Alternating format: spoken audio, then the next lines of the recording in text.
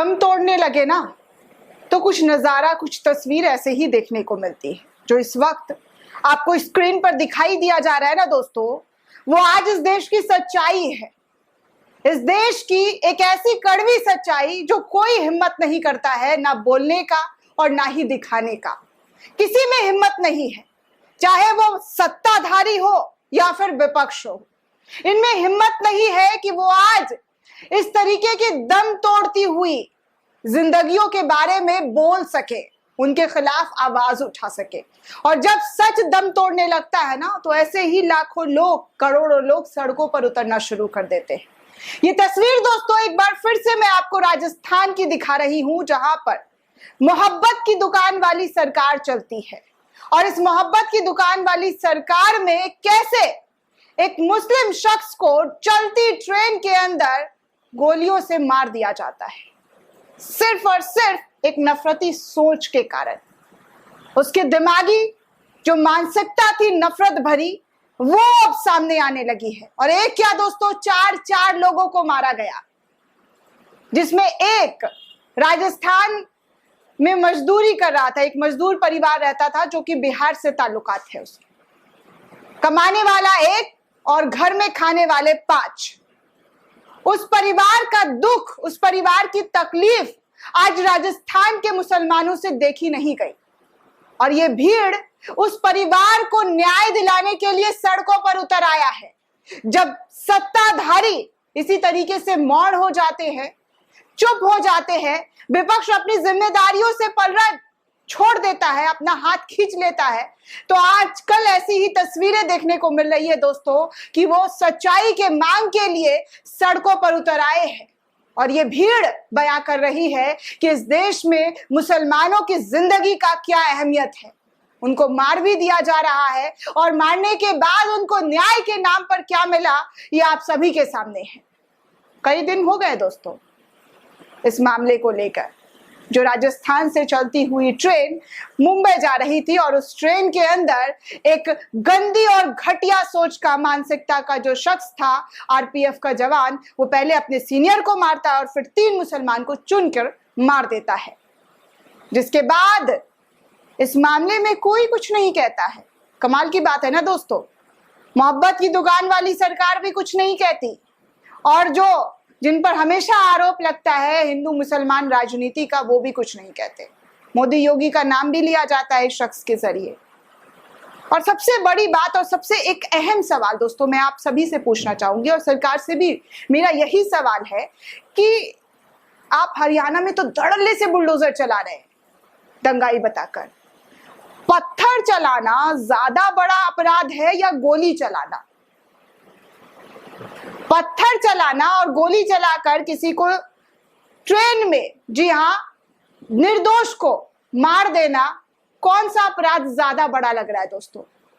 क्या इस शख्स के घर पर बुलडोजर गया दोस्तों? चला बुलडोजर, गिरफ्तार तो आपने कर लिया, गिरफ्तार के बाद आपने खबर भी दिखा दी कि इसकी मानसिकता जो है वो बिगड़ी हुई है। कुछ दिन में यह भी बता दिया जाएगा कि इसे मेंटल असाइलम में डाल दिया जाएगा। यह भी खबर आ सकती है, सोच लीजिए, हो सकता है, क्योंकि परिवार के लोग यही कह रहे हैं कि उनकी मानसिक स्थिति जो है वो सही नहीं है। लेकिन उनके पुराने डॉक्टर की जो बात कही जाए तो उन्होंने सीधे तौर पर कहा था मथुरा के का जो है ये शख्स रहने वाला है, जो आतंकी जिसने गोली चलाई वो मथुरा का ही है।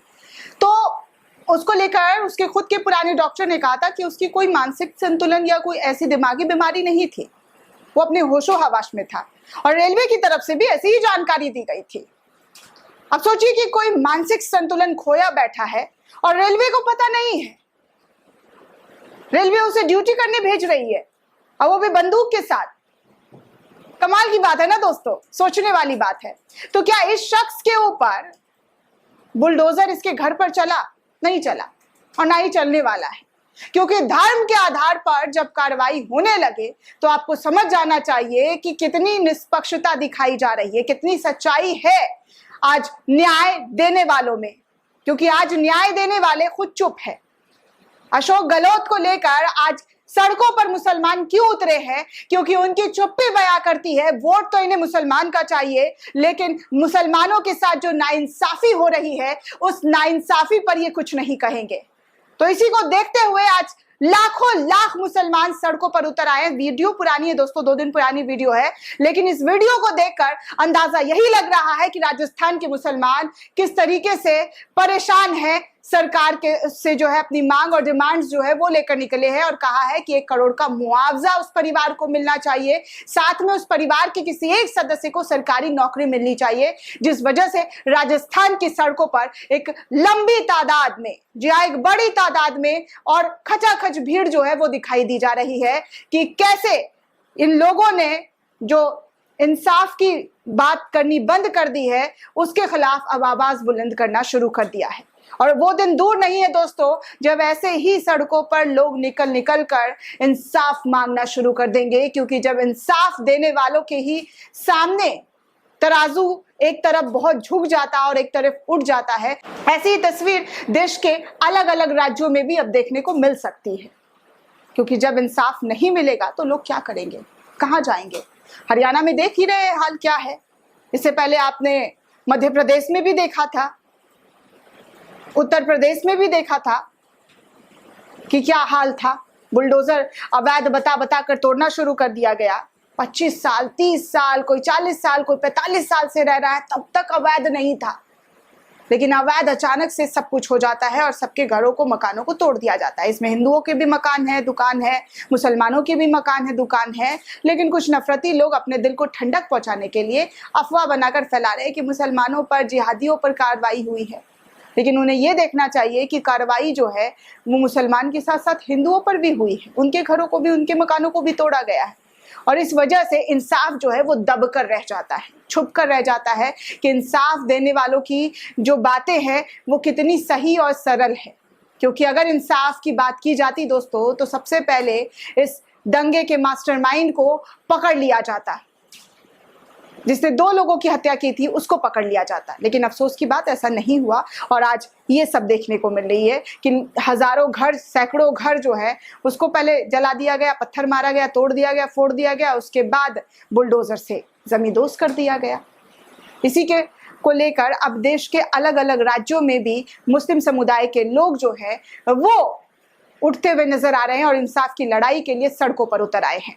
दोस्तों, इस पूरे रिपोर्ट को लेकर आप क्या सोचते हैं, आपकी क्या प्रतिक्रिया है, हमें कमेंट करके जरूर बताइएगा। साथ ही साथ चैनल को सब्सक्राइब करना बिल्कुल भी ना भूलें।